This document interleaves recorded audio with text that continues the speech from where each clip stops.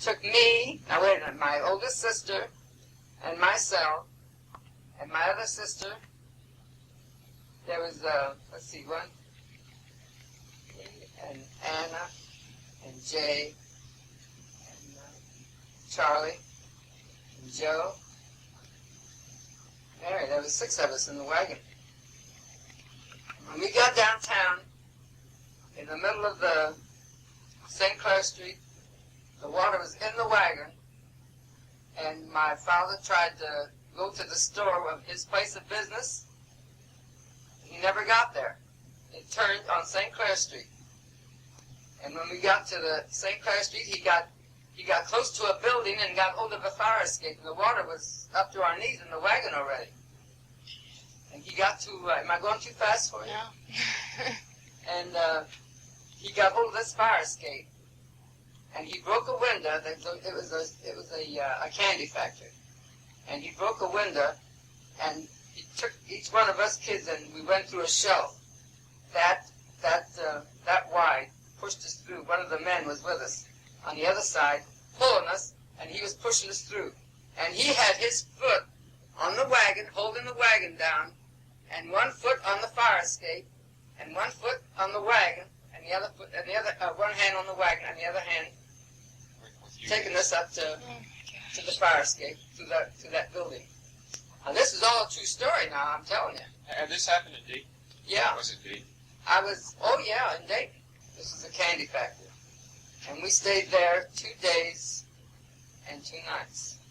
And all we ate was candied pineapple, raw peanuts, and oranges. And you know where we got the oranges? This was a candy factory we were in. The oranges was right across the street. This is where my brother's wholesale house was then. And they was throwing orange. There was people across the street on top of the roof, and they were throwing oranges from across the street over to our roof. Some went in the water, some we caught, some we had, some we did, some went in the water. And that's what we ate for 2 days there. How old were you when that was happening? I was 11 years old then, 1913. That going too far back. We stayed there 2 days and 2 nights, and they built a boat while we were there. But we never went out in that boat, because I told them I never would go out in it. But they built it. It was sound. But the rescues come and got us then with the boat, and the water was still, there was still water. So all this was happening in a warehouse on the 2nd floor? Yeah. I mean, you guys were staying on the 2nd floor. Yeah, well, we were on the 2nd floor because the 1st floor was full of water. And then from there we went, after they rescued us, see, we was separate from our family. We didn't know where my family was. My mother was up at her house with my brother and my sister and my grandmother. No, wait a minute, my grandfather, not my grandmother, because she was in Sidney here. And my brother that was in Dayton. He's at the home out there now. And he's in Dayton now, but he was there, and the water was right up to the level floor of their house. If it went any further, I don't know what they'd have done. They was getting ready to go up in the attic. So had the flood of 1913 happened because of excess of rain, or was it happened because the levee broke. Oh yeah, in Dayton. Yeah. I thought there was a flood here though in 1913. In this town. Well, sure. This was flooded too at the same time. Oh, so it came all the way down from Dayton. Well, it was Sidney was flooded, Pick was flooded. All this was flooded from that levee that broke. Yeah. We never seen my mother and father, or my mother and my brothers and sisters until, well, when we got out of that building, and they were in a house up on a hill. Some lady took everybody in. All these people took everybody in that was in the front. It was up on the hill, on Wayne Avenue Hill. And she was feeding us all, and we stayed there all night. We ate there until we got back to our homes. And that's where we met. We got in with my dad and my mother, because they didn't know we were alive, and we didn't know they were alive. Because my dad was going to take us to the business place downtown. And then he was going to come back after my mother and my brother and my other sister. You know, my mother was baking bread, and she was going to bake bread. Well, she didn't have time to do that. The water just came and just took everything. All they had to do was let the bread and everything downstairs, and they went upstairs. It was a big thing, I'll tell you, to go through and to tell. That was scary. So then we went back to the house. There was mud. They shoveled mud out of the house. And we ate out of canned pork and beans and crackers and stuff like that for several days until they got everything cleaned up, you know. And that was something. The water was down, though, at the house. It was all down then. Downtown, there was still water downtown when we left. Of course, by the time we got back home, it was 2-3 more days, you know. They came from Italy to Cincinnati. See, they had relation there, and they couldn't talk when they come here. They couldn't talk English, and they started from there with in Cincinnati with a basket of fruit on their shoulders, going around selling that. That's how they started in the fruit. Yes, my father was in the business, in food business downtown. They had a wholesale house, and we had a stand in the arcade market down there. You know where the arcade market is, under the dome in Dayton? Have you been in Dayton? Haven't you? Well, we had a stand in there, and I worked in there well, they practically took me out of school to work in there because my sister worked in there. She got married, and I had to take her place. And I worked in there from the time I was, let's see, they took me out of school. I didn't get to go through school. I was in the 7th grade when they took me out. And my brother was in college. That was Joe. And he would come after school to help me, and then he stayed until we went home. It closed at 6 o'clock. My mother would help on Saturday. She would come down and help me on Saturday. We had berries there, and we had grapes by the barrel. They used to come in by the barrel, and we had all kinds of fruit there. And we didn't have no vegetables. We just had all fruit. All fruits? Bananas and oranges and apples, lemons, everything, grapefruit, grapes, but no vegetables. Well, it wasn't what they wanted me to do, it's what we had. What we had to do, we had a fruit stand there, and that's what we done. We helped in the fruit stand. See, I had 2 brothers. One went to school, and the other one worked at the wholesale house. Am I getting it mixed up? Did you ever want to go to college, or was that more of the guys thing? Not me. You mean me? Yeah. No. I didn't have that many brains. Well, honey, they put me in there to sell bananas. What was I going to do? They took me out of school to work in the stand. There's no college for me there. Yeah, I know, but I was just wondering that, your brother got to go to college. Yeah, well, he was the only one that wanted to. See? He was the only one. He was the smartest one. No, I had another brother that he didn't care about college. He wanted to work. He wanted to drive a truck. That's what he wanted to do. So he worked with my dad. Of course, and I got another brother, but he was he's always been sick. And he's in the home in Dayton, 92 years old. How did you get up to Sydney then, and how did you meet Tony? I met him at his sister's wedding. I got a sister here in Sydney. Okay. And she was invited to the wedding, and between her and the relation here, they invited us, and that's how I met Tony. Or she lived here. See, that's how I got to Sydney by her. Or she went to the wedding, and they asked us to the wedding, and that's how I met him. And then we went together. We went together 2.5 years, something like that. We had a store next to the spot downtown. Well, we all worked in that store. Now, wait a minute. I worked in there every day while the kids were going to school. I worked almost every day, and the kids used to come to the store. We all worked. I worked in there, and Tony did. And the kids came to the school, to the store there at noon for lunch. And, well, that went on until, Matt was old enough to drive the truck then with his dad. He started to drive the truck with his dad. And, he was growing then, he was 16 years old. And of course, Frank was the youngest one. Frank and Matt and Netta was first, then Frank, or then Matt, then Joanne, and Frank. There was 6 years difference between Netta or Joanne and Frank. I had a babysitter. The kids would go home, until until we got ready to go home. And well, that happened until they grew up. We just worked in the store there until they grew up. Netta helped in the store, and then Netta got married, and then she still helped in the store after she was married. Well, we had just a few groceries, canned stuff, and we had all Italian, like spaghetti and tomatoes and cheese and stuff like that in there, Were you like catering to? Was there a certain amount of people like here in Sydney that are Italian? Was that mainly your customers, or was it just anybody?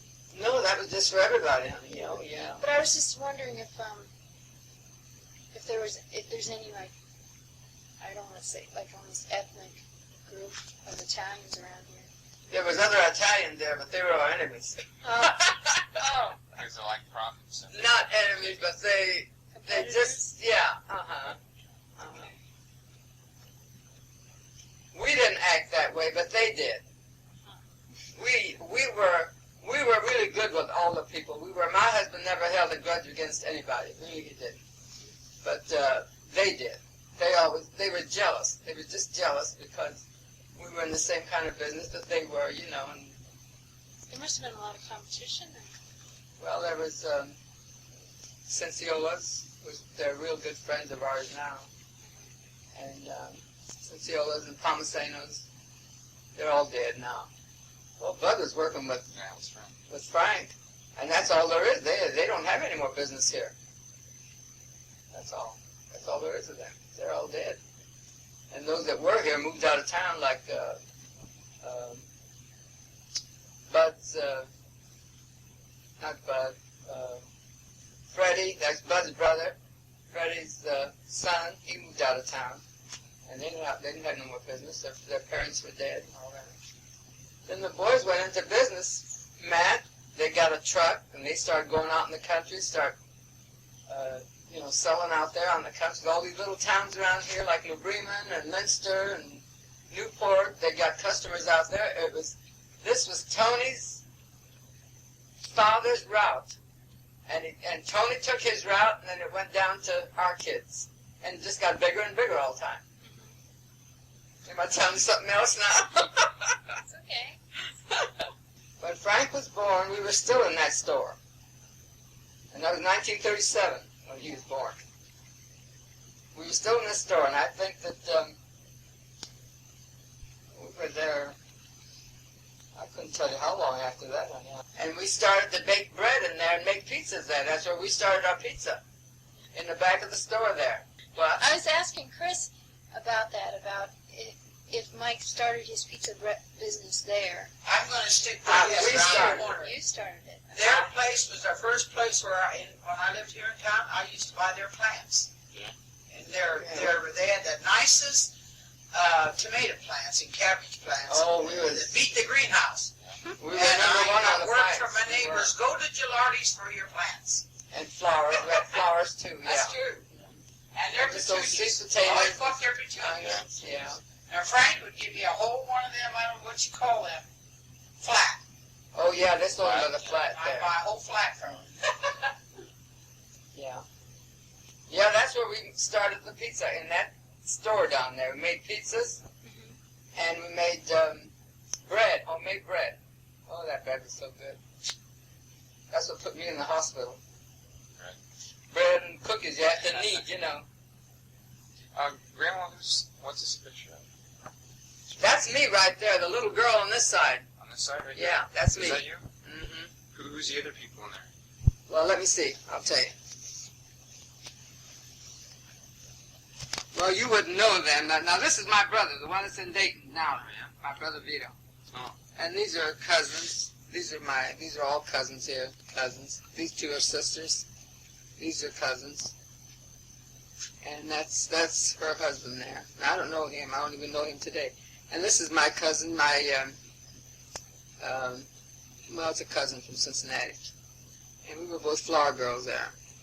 And the only thing I know is I raised my family. I was home with my family then, that's all. And they got married, and they was in the store. We had trouble with our trucks breaking down, and we almost went broke, I can tell you that. Really? Yeah. Got way down in the dumps, almost went broke, and somebody helped us out. I don't think I put that down, though, that too. Well, I think everybody's been down that road, Francis. Oh, the Depression was in 1929. Uh-huh. That was way after we were married. Right. So you had already established your business and it. Yeah, that was already, and then during the Depression is when we almost went broke. And, well, it was picked up then after, oh, that lasted for a couple of years. Well, yeah. I'll say it did. You know, you want to know all the ancestors, and that's going way back. I have got that. My brother wrote one out for me, but we never followed it up. That's too much trouble. Getting down in, you know, we're supposed to go, he's got it fixed, so as far as our families, my brother wrote it out, and he's got it fixed as far as our family, then I was supposed to hand it to my kids and let them fill it out, see? Well, I don't think they want to fool with it. So I didn't even hand it to them. Whether they want that or not, I don't know. That's altogether different, you know, that's all the ancestors. This is our family here. Just the great-grandchildren? Yeah. Well, there's in Columbus, that's Debbie. That's Matt's kids, Matt's grandchildren. And Lafayette. And well, the rest of them are here. Well, How about Dayton? Gary. Gary, Gary, he's in Columbus too now. You know that, don't you? Yeah. Yeah, Buckeye Lake. Steve Rice. He is. He's employed. Gary. Is he? Yeah. Because I saw him about a month ago, and he said right now he's not driving a truck, he's a mechanic. Steve Rice is. He is. I guess wasn't he the one that rolled the truck, a coal truck, like about a year ago, Steve Rice? Rolled it? You mean Yeah. went over? Yeah. Steve Rice. I don't know. If it did, I didn't know it, honey. They don't tell me anything. Whenever anything happens like that, I'm the last one to hear it. They don't tell me. They don't want me to worry. I guess. I don't know. But I don't. I didn't know that. I'm not even positive myself. I thought I heard something like that about a year ago. I know that him and some other kid were in jail overnight because they loaded the trucks too heavy. When they weighed them, the trucks was too heavy. And you put him in jail they got for arrested. that? Huh? Oh my gosh. Yeah. Yeah, that's kind of unusual. Very unusual. Well, he says they very seldom get caught. He said, but I bet you want some ice in there. I got plenty of ice. It's all right. How So about that's what weigh stations are for? Yeah. Oh, I didn't know they put you in jail for that stuff. Well, they take side roads, see, when they overload the trucks. And he said if they don't do that, they don't make no money. Were you involved in the restaurant, or was that started by Matt Sr.? Matt Sr. started that restaurant, Uh-huh. but I had to give him all the recipes. I was there for a whole week with him, working with him at the lasagna and the meat sauce and the meatballs and the spaghetti and all that. Then, you know, I didn't work because I wasn't able to work anymore like that. But he started that on the little side. Well, I worked in the vegetable store there I worked there for just one day a week. And I helped out. I helped Mike. Mike wanted me to. So he was in charge of it? Mike was in charge. Mike and Mike and Matt. Matt. Yeah. And then I worked one day, and then I went down to a half a day, and then I had to quit because I had trouble with my legs. But I didn't work there that much. I can't tell you when that started, though. Well, I was employed there. I worked there myself underneath the restaurant right down there. Well, then, how old were you? That was back in 1980 or so. Because that was when I first started. 1980? Yeah, 1980. Yeah, ninth grade. That was ninth grade. Oh, honey, 1980. This is 1985. 85, that's 5 years? 5 years ago. Gosh, you've been in school almost 3 years, haven't you? This will be your 3rd year? Yeah, yep. Or is this your 4th year? This This is your 3rd right now. 3rd year now in college. Next year will be his 4th. Right. And you have to right now, too. You still do now, You yeah. still do. I only get as far as the office now, and I look through the window. First thing you know, somebody will come, you want a hat on your head? I said, no, I'm not going through there. How many of them big cookers they got? 3. 3? When I was there, it was only 1. Only 1 cooker. I remember that. He's been gone for a whole week. Did you know that? Yeah. He's been in California. I wonder if he's back yet. Yeah, he's back. Yeah, I Is talked he? to him last night. Did you? I talked to him. Because Did you want to talk? I wanted to do a story on him and his business. Yeah. We have to do a 15-page story for our last story. And we're supposed to submit it to a magazine and see if they'll publish it. Oh, are you? But when I asked Mike, he was all for it until I said I wanted to get it published. And he said he doesn't want any publicity because he doesn't want union in there. Oh, So, I'm not going to do it. do it then, huh? You can get it, but you can't publish it. Is that it? Right, and my prof is she really wants us to get stuff published. She says that she'd rather have something published than get an A. She thinks it's that important. Well, as far as the snow's concerned, I've been locked in the house for a month. I haven't been to church on Sunday for the whole month of January. But I've been going a couple times during the week with my cousin over here. But not when it's real cold and slippery. I don't go. Well, honey, that's all I can tell you that I do at home here. Yeah, but you were just saying you go out with your friends and stuff. Yeah, I do. I go to, we have birthdays, like 3-4 times a year, and we all get together. There's 9 of us. Belong to we call it the Friday Bunch. Friday. Yeah, you know why we call it? Because we go to the county home and visit the people out there, and then they have mass out there once a month, and they say the rosary, you know. Well, what they done over there, they were fishermen over there. My dad was. Yeah, they were fishermen, and my mother, she done a lot of sewing for people. At that time, I can tell you, we rationed everything in the store. We rationed potatoes. We put 3 pounds of potatoes in a bag, and that was for customers that come in there all the time. And we rationed the bananas. Maybe put 4 or 5, maybe 6 bananas not even 6, maybe 4 or 5 in a bag, and we rationed them. And there's people that come in the store all the time because there's people that came and went to all the stores and bought this stuff, you know. And we had our regular customers for that, and we put that back and give it to them when they come in. Bananas and potatoes and onions and just things the most things that they would eat, you know. Well, the onions we didn't ration too much, but the potatoes and the bananas, those 2 things really. Because you know, bananas, they've got a lot of potassium, and there's people that had to have bananas, you know. Yeah. Just like me, I eat a banana a day or half a banana a day. Potassium. Your dad lived with us, and your dad and your grandpa. And lived with us because he went to the army, you know. Your dad did. And Nella stayed with us while he was in the army, and Tony, your dad was a baby. Grandpa. Porky. Forky, yeah. Your dad and your grandpa get you mixed up?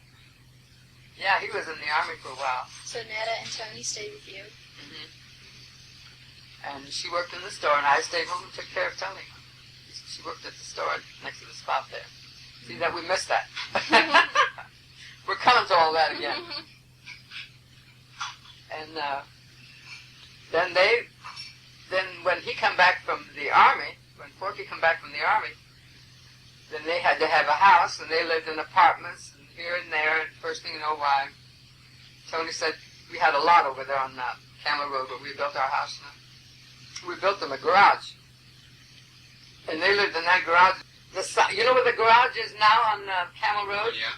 Well, that was the garage, and that family room that goes into the kitchen, and we built onto that. See? I see. We tore everything out from the inside and made a garage out of it, and a family room, that little family room that we had. You remember that? Yeah. Then we built the house onto that.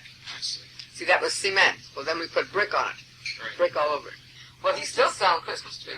I know. We always sold Christmas trees on that lot, and when we had Christmas trees there, we really sold the trees there. Yeah, I know. They sold a lot of trees there. It's white and black, but it's not.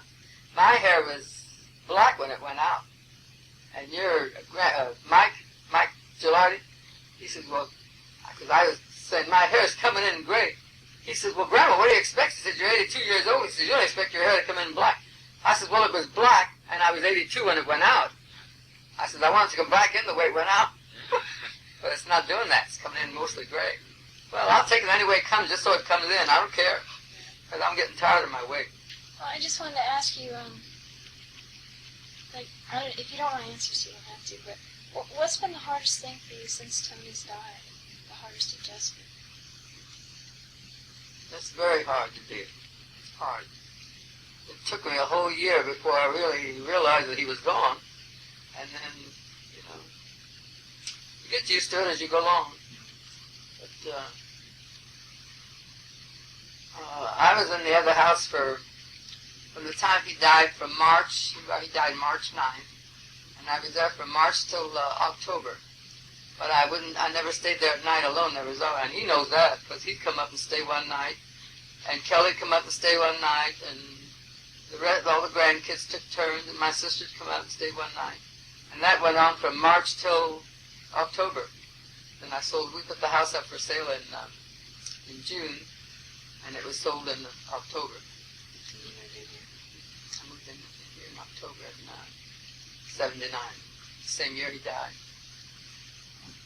And, well, it was hard for me to get used to this, staying all by myself, you know, because I had to stay here by myself. That's why I moved here. Well, I had neighbors on both sides, and Netta she lived on Lyndhurst then, but she came over quite a few times, almost every day when I moved there, you know. But, what else can I tell you? It's just hard it was just hard living alone, you know, until I got used to it. The neighbors were good around here. It was real nice. And my sister, she used to come on the weekend and stay with me here. She'd come on Friday night and stay with me till Sunday on the weekend. And she'd done that until just this last summer. And last winter, she was sick all winter. She didn't get to come. And now she's sick again all this winter. But she does come over once in a while when she's well and the weather's all right. She'll spend the day with me and have dinner with me. But she don't stay all night anymore. You know, she used to stay all the whole weekend, but she's 88 years old and she just feels like she wants to be at home in her bed, you know.